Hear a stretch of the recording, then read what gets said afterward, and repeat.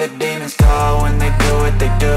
And now I feel like taking off, find a place with a view. The pain is never gonna stop if it's controlling you. I know that time can heal it all, I just gotta get through. I just gotta get through, I just gotta get through. Cause I feel like taking off, find a place with a view. The pain is never... Welcome to the Bruce Williams channel. In this review, we are going to take a look at a Heritage Collection chronograph from Longines. This is the Avigation Type A7. Now, obviously, it's a Monopusher design, a retro design, and the design inspiration watch originated in 1935, so quite a long time ago.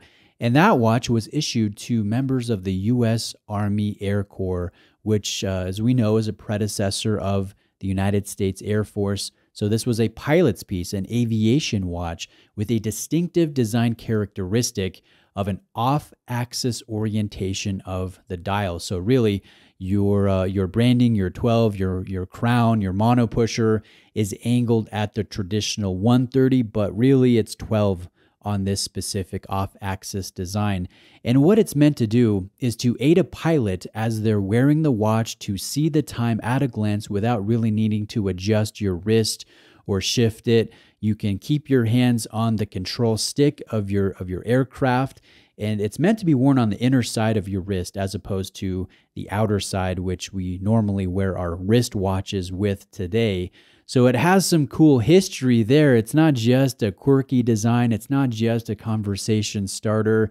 It's not stylistic. It really is purpose-built or purpose-driven with this distinctive off-axis orientation, which in my opinion is the entire draw to the A7. So if you don't like the angled look, obviously you're not going to like the watch, but for me, this is why I like the watch. I think it's really cool, distinctively cool.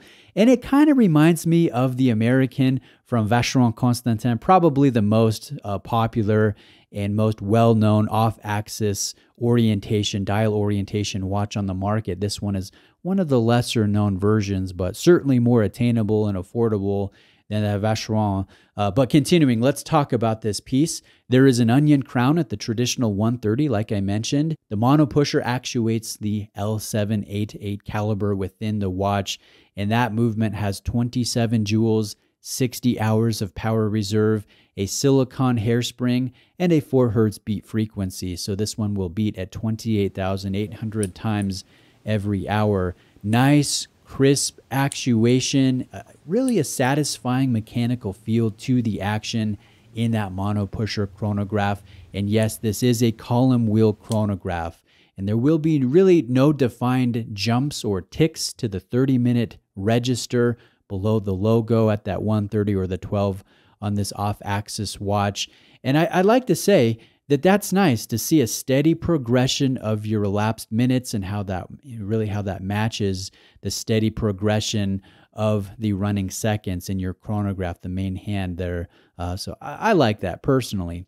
Now, the finishing of the watch is above average in my opinion. The crown is very defined, very well executed. And this high polishing found throughout the case and lugs, bezel, and crown is near, if not Zaratsu level. It is incredibly well done.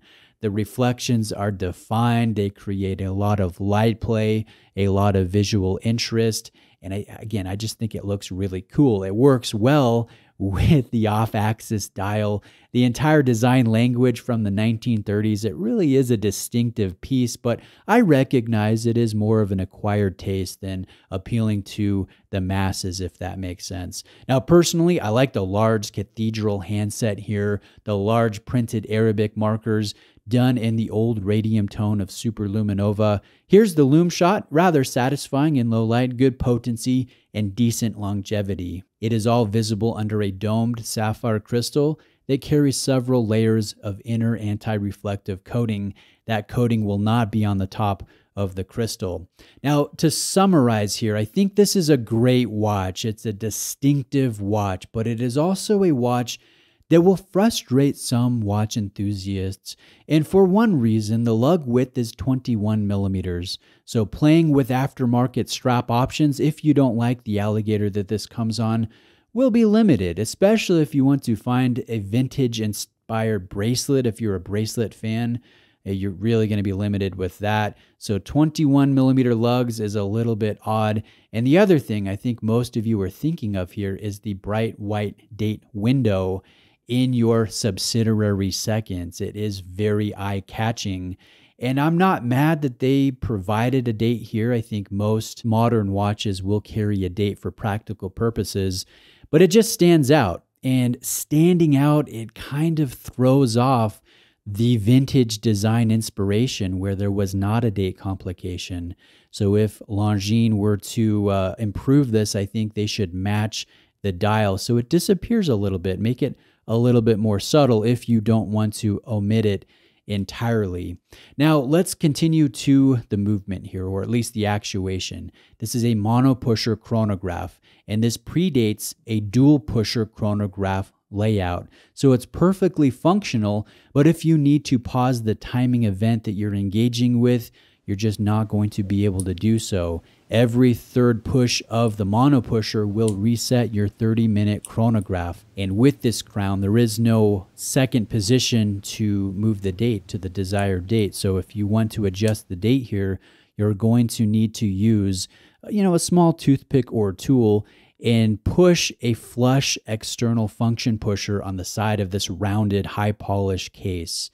Now, let's kind of wrap up this video. I think that most Longines models, we want to see the movement, even if it is from the Heritage collection, even if it isn't in keeping with period design inspiration. It's how we watch enthusiasts really bond with the watch. We see the heartbeat, we see the balance, we see the silicone hairspring. We look at all of the intricacies that gets us excited as watch enthusiasts. It helps us feel the value. So for me, I think this would be improved if I could see that L788 caliber. Again, I like the anti-magnetic properties. I like the monopusher design. I like everything about this stylistically and with the above average finishing on the case. But there are a couple niggles that kind of hold it back for me personally. So let me know if you have any questions about the Avigation Type A7. Thank you for watching today. And if you're shopping for any type of Longines, I'm going to recommend Exquisite Timepieces. They're the authorized dealer that lent this one in for presentation. Great selection, great customer service. A link to their site and their social media will be in the description of the video. So thanks again, guys. I'll see you next time.